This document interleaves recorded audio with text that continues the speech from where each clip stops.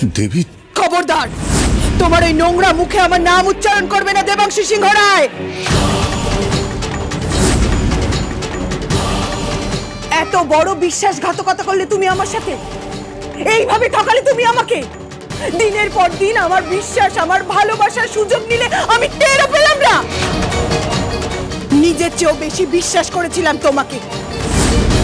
ভেবেছিলাম ঋদ্ধি আর খড়িকে মেরে দিয়ে তোমার মৃত্যুর প্রতিশোধ নেব।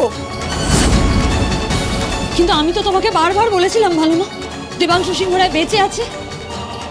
উনি মারা যাননি, তুমি আমার কথা বিশ্বাসই করতে চাওনি। ভুল করেছিলাম খড়ি, ভুল করেছিলাম। এই লোকটাকে ভরসা করে আমি জীবনের সবচেয়ে বড় ভুল করেছিলাম। কিন্তু আর সেই ভুল আমি করব না দেবাংশু সিংহ রায়।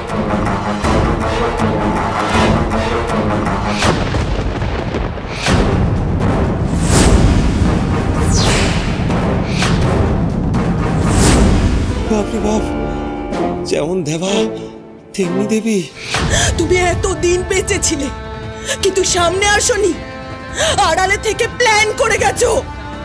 আর আমি তোমার জন্য এই প্রতিশোধের খেলায় নেমে শেষ হয়ে গেছি।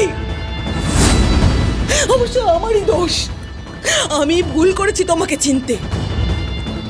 যে নিজের বাবা মায়ের হতে পারে না, নিজের পরিবারের হতে পারে না, সে আমার কি করে হবে, আমার ছেলে মেয়ের কি করে হবে? আরে যাও না, তুমি কারোর ছেলে হতে পারো না, স্বামী হতে পারো না, বাবা হতে পারো। তোমার যা বলার, যত দোষারোপ করা তুমি করে নিও, কিন্তু প্লিজ প্লিজ দেবী, আমার কথাটা একবার না, তোমার কোনো কথা আমি শুনবো না। আমি তোমার স্বামী দেবী।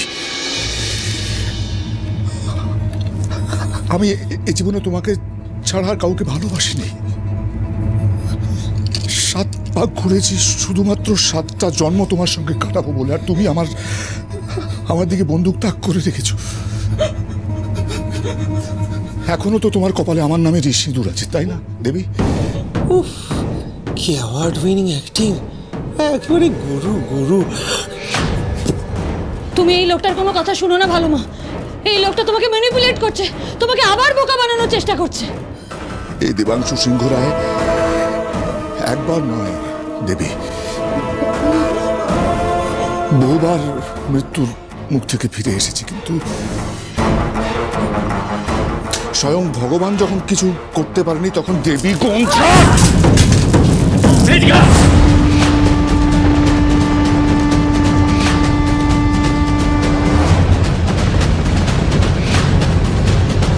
লাস্ট চান্স, সবাইকে বলছি লাস্ট চান্স, পিছিয়ে যাও, পিছিয়ে যাও। এক পা যদি এদিকে এগো, তাহলে কিন্তু এই ত্রিশূল আমি সোজা।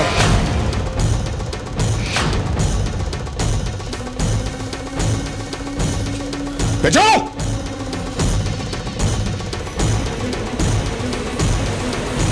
পিছিয়ে যাও।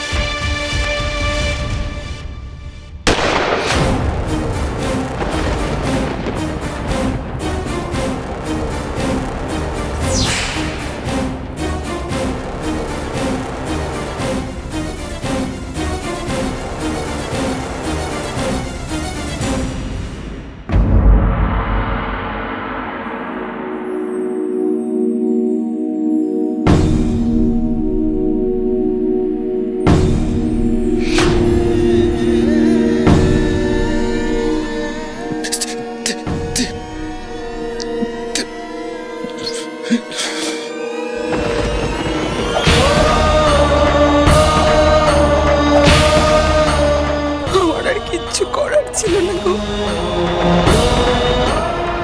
তোমাকে বড্ড ভালোবেসেছিলাম আমি। এই অন্যায়, এই অপরাধ আমি করতে দিতে পারিনি। আজ এই মহাশিবরাত্রির দিনে সব মেয়েরা স্বামীর মঙ্গল কামনায় ব্রত পালন করছে, আমি সেখানে তোমার সব অন্যায় সব পাপ থেকে মুক্তি দিলাম তোমাকে, মুক্তি দিলাম গো, মুক্তি দিলাম।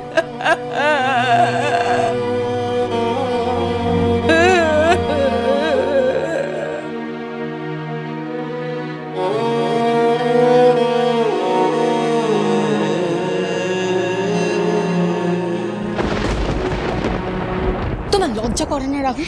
একটা বাইরের মেয়ের জন্য তুমি তোমার নিজের মেয়ের গায়ে হাত তুলছো। তুমি আগে বলো, তুমি এখানে কি করছো? তুমি ডিমঝিমের মতো আমাকে ফলো করতে এসেছো, তাই তো?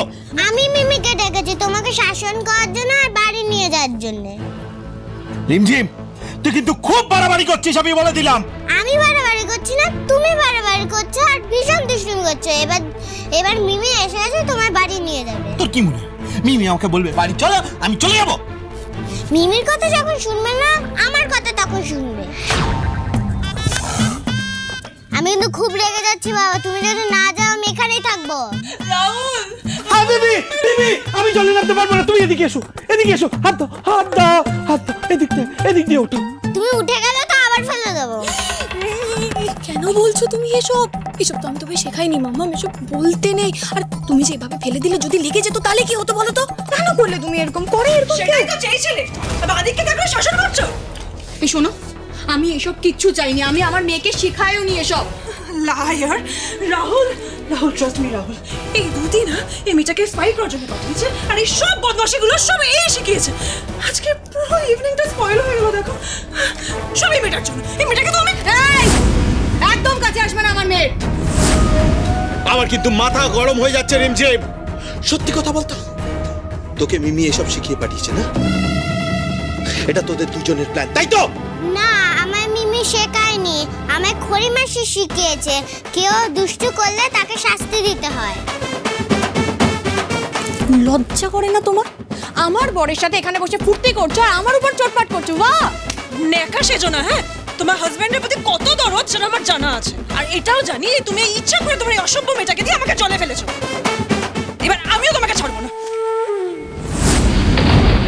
মিমি,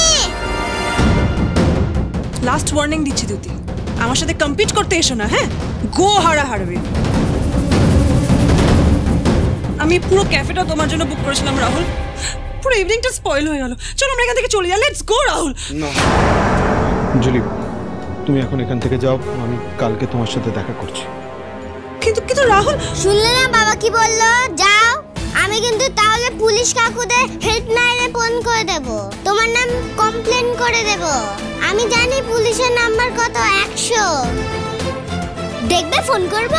এই বদমাইশ মেয়েটাকে না, তবে রে, এটা কিন্তু আমার মনে থাকবে রাহুল।